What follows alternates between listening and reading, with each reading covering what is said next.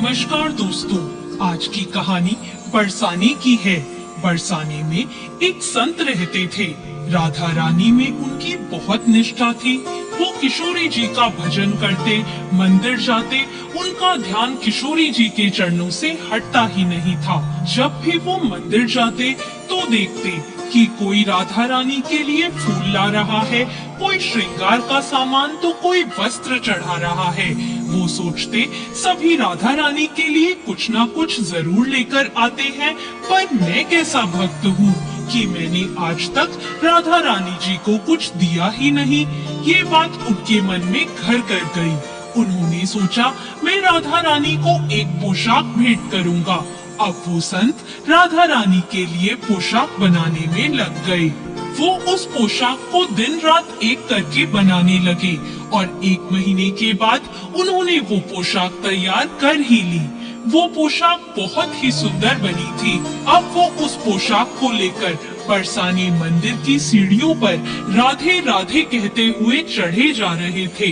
वो बहुत खुश थे।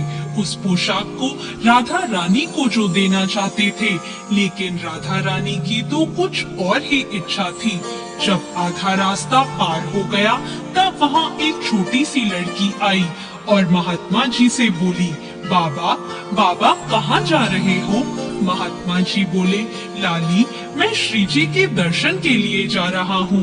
वो बोली, अच्छा बाबा ये आपके हाथ में क्या है? बाबा बोले, बेटी मैं किशोरी जी के लिए ये पोशाक भेंट में लेकर जा रहा हूँ। सभी उन्हें कुछ ना कुछ भेंट करते हैं ना, तो मैं भी आज पोशाक बना कर लाया हूँ। वो बच्ची बोली, बाबा राधा रानी को तो सब कुछ ना कुछ देते हैं, ये पोशाक तुम मुझे भेंट कर दो। उनके पास तो बहुत सारी पोशाक है, इसलिए बाबा ये वाली पोशाक मुझे दे दो। महात्मा जी बोले, ना बेटी ना, ये पोशाक मैंने बड़ी मेहनत से बनाई है। मैं बाजार से तेरे लिए दूसरी ला दूंगा। अब वो बच्ची जिद करने लगी। महात्मा जी का हाथ पकड़ लिया, नहीं बाबा मुझे तो ये वाली ही चाहिए। अब महात्मा जी भी जिद करने लगे, ना बेटी मैं तुझे नहीं दे सकता।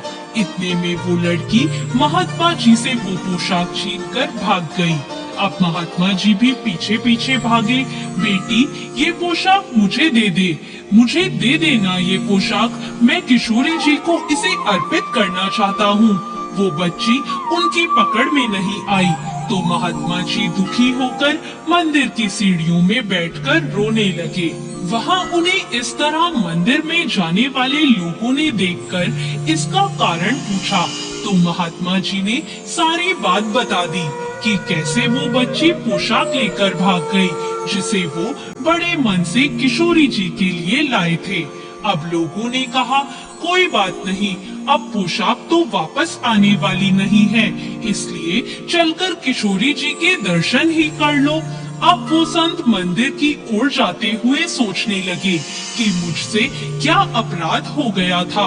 क्या आप नहीं चाहती थी कि आपको कोई पोशाक दूं?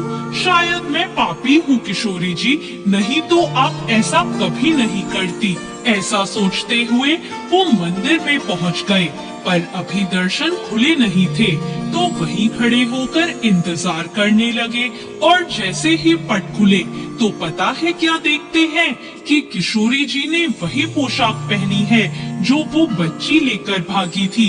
ये देखकर उनकी आंखों में आंसू बहने लगे।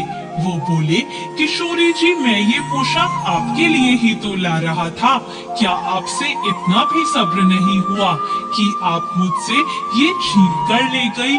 उन्हें एक आवाज आई, बाबा तुमने इतने प्रेम से इतने दिनों तक मेहनत करके ये पोशाक बनाई। ये सिर्फ एक पोशाक नहीं है बाबा, इसमें तो तेरा प्रेम है और प्रेम को पाने के लिए तो दौड़ना पड़ता है। बाबा आज तेरे इस प्रेम के लिए मुझसे सब्र नहीं हुआ, इसलिए मैं दौड़ कर आ गई। अब वह संत उनके चरणों में गिर गए और बोले, किशोरी जी आपने तो मेरे जीवन को सफल बना दिया। अब मेरी और कोई इच्छा बची ही नहीं। बोलो राधे रानी की जय, कृष्ण मुरारी की जय।